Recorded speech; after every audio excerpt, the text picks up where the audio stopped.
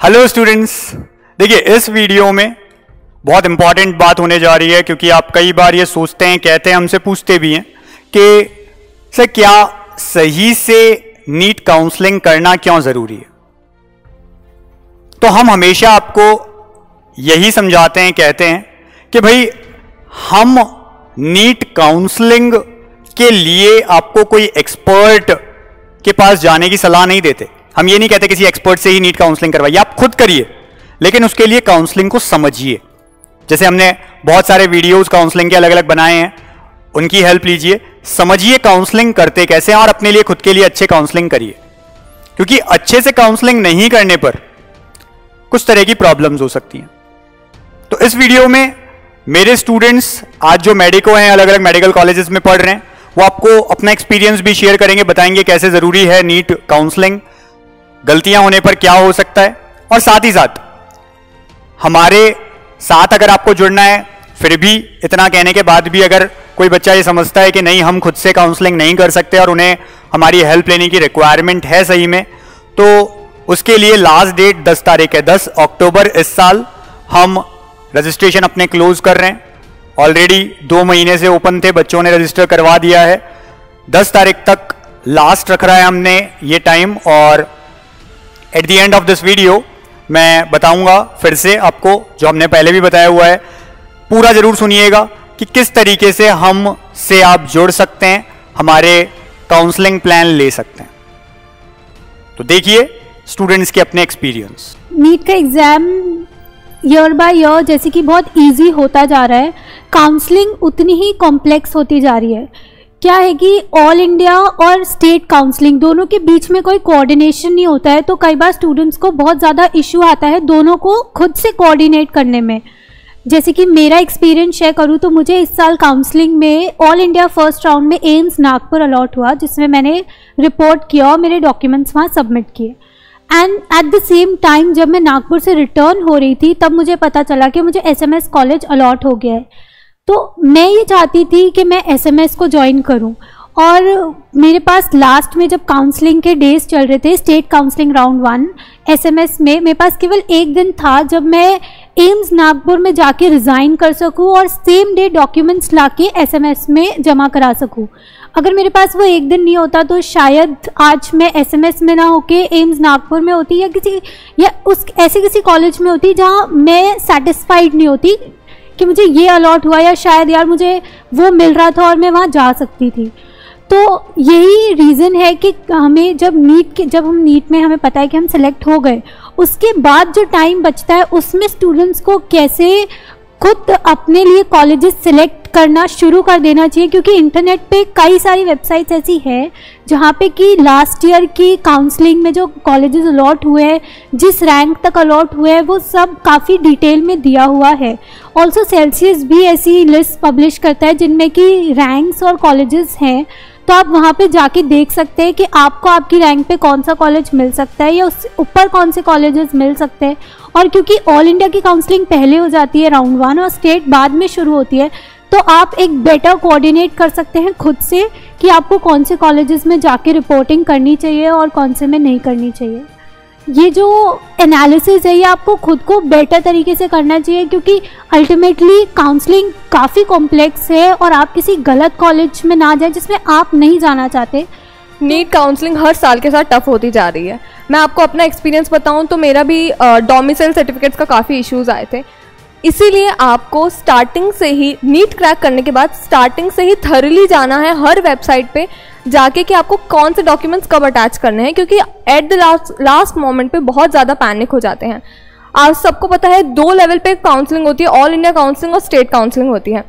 ये दोनों काफ़ी बार ओवरलैप कर जाती है, जिससे हमें पता नहीं चल रहा है कि हमें कौन सा, कहाँ पे हमें क्या करना चाहिए, कहाँ पे हमें क्या नहीं करना चाहिए। इसलिए मेरा सजेशन है कि आप एक्सपर्ट्स की हेल्प लें, आप अच्छे से गाइडलाइंस जो भी टाइम टू टाइम इशू हो करती है एमसीआई, वो थरली पढ़ें, एक्सपर्ट्स की हेल्प लें और अच्छे से काउंसलिंग में पार्टिसिपेट करें। नीट क्रैक करना उतना ही इम्पॉर्टेंट है और नीट काउंसलिंग भी उतनी ही इम्पॉर्टेंट है। कुछ स्टूडेंट्स को उनके अच्छे मार्क्स भी होते हैं लेकिन उन्हें पता नहीं होता है कि काउंसलिंग में कैसे पार्ट लेना है।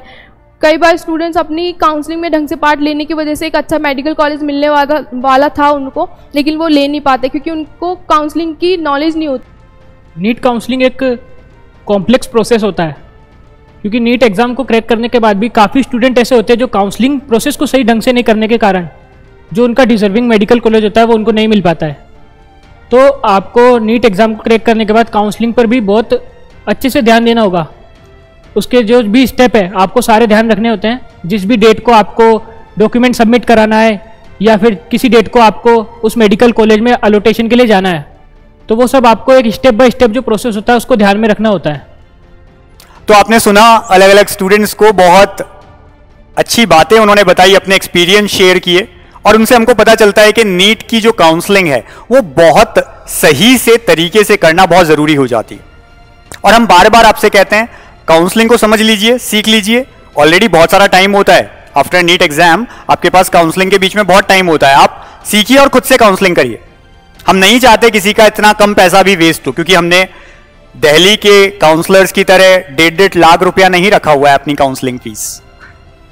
उनसे लगभग 50 गुना कम, 50 टाइम्स कम की हुई है अपनी फीस। हमसे 50 गुना ज्यादा फीस है दिल्ली में बैठे हुए लोगों की, जो 1.5 लाख रुपए लेकर ये कह देते हैं कि प्राइवेट कॉलेज आपको दिलवाएंगे। काउंसलिंग तरीके से करना नहीं जानते हैं आप, अगर उनसे 4-5 ऐसे बेसिक क्वेश्चंस पूछ ले काउंसलिंग से रिलेटेड, नहीं बता पाएंगे। लेकिन इस तरह से वो जरूर आपके साथ कर देंगे कि 1.5 लाख रुपए लेकर के और केवल प्राइवेट कॉलेज दिलवा दें। तो हम फिर से ये कहते हैं, हम बार बार कह रहे हैं, खुद से काउंसलिंग सीखिए, अच्छे से काउंसलिंग करिए खुद के लिए। फिर भी कोई स्टूडेंट ये सोचता है नहीं आपकी ही हेल्प चाहिए हमें, तो आपके काउंसलिंग प्लान में ही जुड़ करके हमें काउंसलिंग करवानी है, तो उसके लिए हमने काउंसलिंग प्लान रखा हुआ है, बहुत कम चार्जेस रखे हुए हैं। लास्ट डेट 10 अक्टूबर है। जुड़ने का तरीका क्या है, प्ले स्टोर से हमारा ऐप डाउनलोड करना है, अगर अब तक नहीं किया है ऐप पे जाना है, स्टोर सेक्शन में जाना है। स्टोर सेक्शन में 2 प्लान्स मिलते हैं, एक ऑल इंडिया प्लस 1 स्टेट, यानी खुद का आपका स्टेट, दूसरा होता है ओनली ऑल इंडिया। जो भी प्लान चाहिए डायरेक्टली परचेज करिए वहां से, लेकिन उसके बाद का स्टेप बहुत इंपॉर्टेंट है। केवल परचेज कर लेने से बात खत्म नहीं हो जाती है। कई बच्चे परचेज करते हैं छोड़ देते हैं। परचेज करने के बाद इस नंबर पे, जो हमारा नंबर दे रखा है हमने, व्हाट्सएप जरूर करिए, कॉल नहीं, व्हाट्सएप। व्हाट्सएप क्या करना है, I have purchase your counselling plan, या मैंने आपका काउंसलिंग प्लान परचेज कर लिया है, बस। फिर हमारे टीम का आपके पास में मैसेज आ जाएगा, आपसे कुछ इंफॉर्मेशंस ली जाएगी, आपके डिटेल्स सेव की जाएगी और आगे फर्दर आप हमसे जुड़े रहेंगे। तो ये स्टेप भी बहुत जरूरी है। कई बच्चे परचेज करने के बाद व्हाट्सएप पे हमको ये इंफॉर्मेशन नहीं बता पाते, वहां दिक्कत आती है, तो ये जरूर करिए। इसके साथ ही काउंसलिंग जो बच्चे खुद से करते हैं, प्रॉपरली कॉन्फिडेंट होकर के काउंसलिंग करवाइए। खुद से कर रहे हैं, कॉन्फिडेंट होकर के काउंसलिंग करनी है आपको, किसी तरह से डरना नहीं है, घबराना नहीं है। कोई पर्टिकुलर क्वेरी रह जाती है, कोई पर्टिकुलर क्वेश्चन होता है आपके दिमाग में, कोई पर्टिकुलर, तो आप हमसे पूछ सकते हैं व्हाट्सएप पे, इसी नंबर पे। कई बार बच्चे ये सोचते हैं पूरी की पूरी ये लिस्ट चाहिए, वो लिस्ट चाहिए, हमें टाइम सेव हो इसीलिए हमने रजिस्ट्रेशन बच्चों के किए। अदरवाइज नीडी जो स्टूडेंट्स होते हैं उन तक बात पहुंच ही नहीं पाती। एक ही बच्चा 100 क्वेश्चंस पूछता रहता है हमसे। तो कोई पर्टिकुलर आपकी क्वेरी है, कोई क्वेश्चन है इस तरह का, जरूर पूछिए, हम आपको आंसर करते हैं फ्री में, ठीक है। तो जुड़े रहिए, बने रहिए हमारे साथ लास्ट तक, और हम आपके साथ जुड़े रहेंगे। Thank you.